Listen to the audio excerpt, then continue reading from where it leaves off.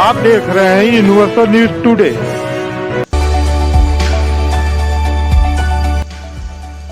प्रभु श्री राम की नगरी अयोध्या धाम में अंतर्राष्ट्रीय एयरपोर्ट अत्याधुनिक सुविधाओं से युक्त रेलवे स्टेशन बनकर तैयार हो चुका है, जिसका लोकार्पण प्रधानमंत्री नरेंद्र मोदी के कर कमलों के द्वारा 30 दिसंबर को किया जाना है। प्रधानमंत्री के आगमन को लेकर अयोध्या धाम 3 दशक बाद ब्लू जोन में तब्दील हो चुका है।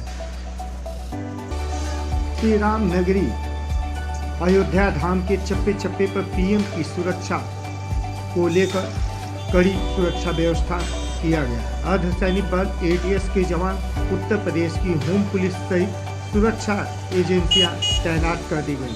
वहीं श्री राम जन्मभूमि पर निर्मित गर्भगृह मंदिर का लोकार्पण 22 जनवरी को होना सुनिश्चित है। मंदिर के लोकार्पण को लेकर अयोध्या धाम को कल्पनाओं से परे सजाया व संवारा जा रहा है। इस संदर्भ में केंद्र सरकार के नागरिक उड्डयन मंत्री ने बताया कि अयोध्या का विमानतल का लोकार्पण प्रधानमंत्री नरेंद्र मोदी जी के कर कमलों के द्वारा कल होने जा रहा है। ये केवल अयोध्या के लिए एक महत्वपूर्ण तिथि नहीं है, केवल उत्तर प्रदेश के लिए महत्वपूर्ण तिथि नहीं है, केवल संपूर्ण भारतवर्ष के लिए महत्वपूर्ण तिथि नहीं है, लेकिन ये अतिशयोक्ति नहीं होगी अगर मैं कहूं कि संपूर्ण विश्व के लिए एक महत्वपूर्ण तिथि है। भगवान पुरुषोत्तम राम की जन्मभूमि में आवागमन की सुविधा उपलब्ध हो पाए, ये हम सब लोगों की एक जिज्ञासा थी। प्रधानमंत्री जी का एक स्वयं का एक संकल्प था कि अति आधुनिक एयरपोर्ट, रेलवे स्टेशन, सभी आवागमन की सुविधा अयोध्या में पर्याप्त मात्रा में स्थापित होनी चाहिए। जब आप कल उपस्थित होंगे तो आप स्वयं देखेंगे कि जहां एयरपोर्ट के अंदर, विमानतल के अंदर अति आधुनिक व्यवस्था उपलब्ध है, वहीं उस विमानतल का संपूर्ण आकार पुरानी वास्तुकला, पुरानी मंदिर की संस्कृति, मंदिर का आर्किटेक्चर के आधार पर पूर्ण रूप से किया गया है। अंदर के द्वार में और संपूर्ण अंदरूनी क्षेत्र में मर्यादा पुरुषोत्तम भगवान श्री राम की पूर्ण जीवन की अलग अलग शैलियां, भारतीय कला और संस्कृति और क्षमता के आधार पर अलग अलग दृश्य में दिखाई गई हैं। पट्टिचित्र के आधार पर, राजा रवि वर्मा जी के आधार पर, और यही एक सोच, विचारधारा और आदेश प्रधानमंत्री जी का स्वतः सदैव रहा है कि अति आधुनिक व्यवस्था हो, लेकिन भारत के हर एक कोने में भारत की प्राचीन संस्कृति, भारत की प्राचीन वैभव, भारत की प्राचीन आध्यात्मिक शक्ति का स्वरूप हर एक हवाई अड्डे पे दिखे। और उसी कल्पना को और उसी संकल्प को पूरा करने के लिए हमारी कोशिश रही है।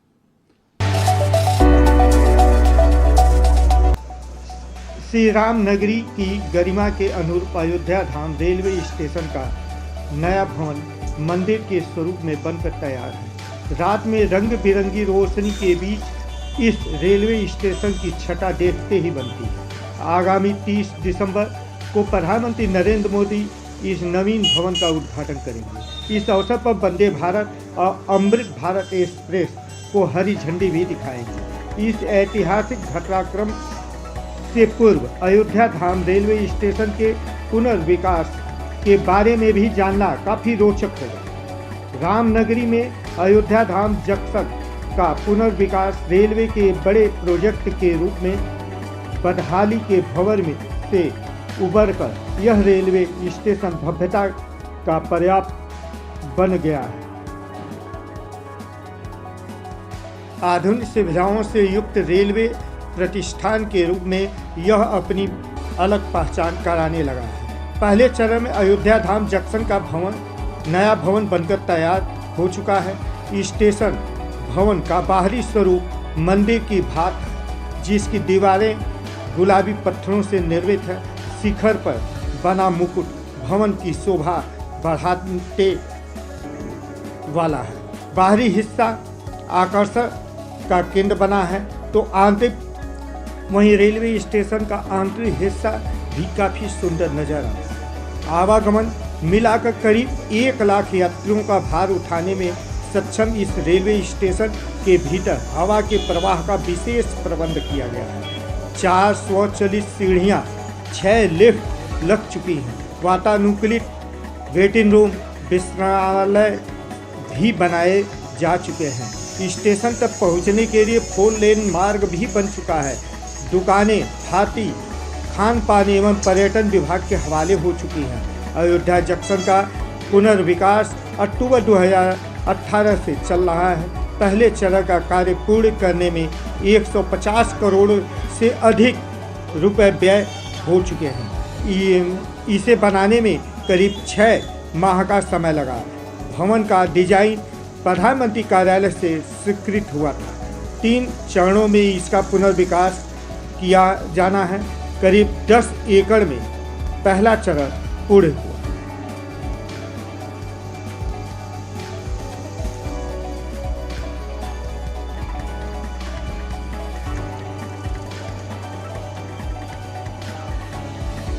सुरक्षा व्यवस्था का जायजा लेने आए लखनऊ के एडीजी जोन पीयूष मोडिया ने बताया कि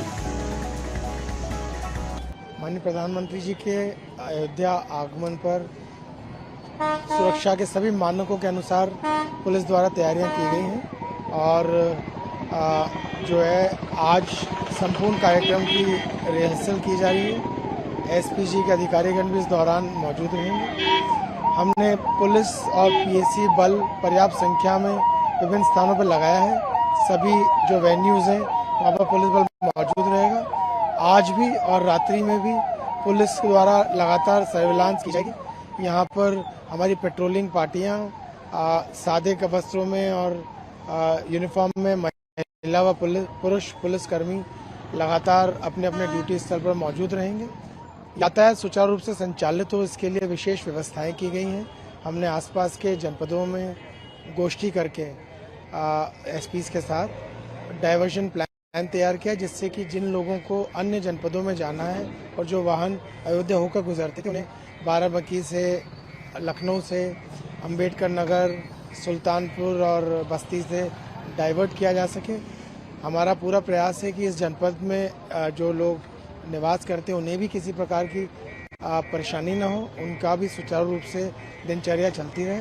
साथ ही हमारा सारा कार्यक्रम बहुत ही अच्छे तरीके से संपन्न हो जाए। ड्रोन द्वारा भी हम एरियल सर्विलांस कर रहे हैं। हमने सभी होटलों में, धर्मशालाओं में, दुकानों में और जो ई रिक्शा, टैक्सी ड्राइवर इत्यादि होते हैं सभी का सत्यापन भी कराया है। और जो है जनसभा स्थल पर विभिन्न जनपदों से जो लोग आएंगे उनके लिए पार्किंग की व्यवस्था भी की गई। पार्किंग स्थल पर भी प्रभारी अधिकारी लगाए गए हैं।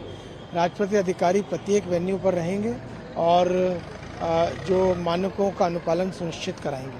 सर, किस तरह की फोर्सेज डिप्लॉय की गई, क्योंकि एटीएस, एनएसजी, इस तरह के कई फोर्सेज देखने को मिल रही है। इसके साथ ही जैसा आपने बताया ड्रोन से भी कहाँ पे सिक्योरिटी चेक की? जैसा मैंने आपको कहा कि माननीय प्रधानमंत्री जी के कार्यक्रम में जो मानक निर्धारित किए गए हैं उन मानकों के अनुसार तैयारियां की गई हैं। उन मानकों में एंटी ड्रोन सिस्टम भी होता है।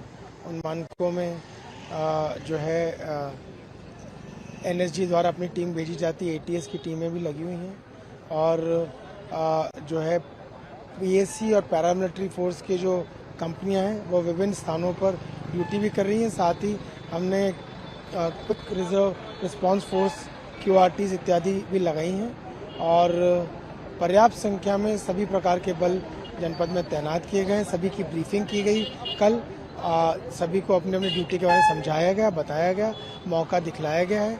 आज रिहर्सल के दिन सभी लोग सुबह 9 बजे से अपने ड्यूटी स्थान पर आ चुके हैं। आप देखिए घने कोहरे में भी पुलिसकर्मी मुस्तैद अपने अपने स्थानों पर खड़े हुए हैं और अभी जो है कुछ देर पश्चात रिहर्सल भी प्रारंभ हो जाएगी, तो एक फ्लीट से उनकी रिहर्सल भी की जाएगी। बाकी सर पर्यटक और जो आम जनता है यहाँ के, उनसे क्या कुछ मैसेज देना चाहिए, उनसे क्या कहना चाहिए? सभी से ये कहना चाहता हूँ कि हमारा सहयोग करें। हमने कुछ निर्देश दिए हैं यातायात संचालन को देखते हुए, उन्हें बताया कि किन मार्गों का उपयोग करें और किन मार्गों को कल छोड़ना आवश्यक है, बाईपास लेना जरूरी है या अन्य मार्ग के द्वारा अपने गंतव्य तक पहुंचने का जो निर्देश पुलिस द्वारा दिया गया, उसका हमारा अनुरोध है जरूर अनुपालन कराएं, जिससे कि उन्हें भी कोई बाधा ना हो और हमारा कार्यक्रम भी सुचारू रूप से संपन्न हो।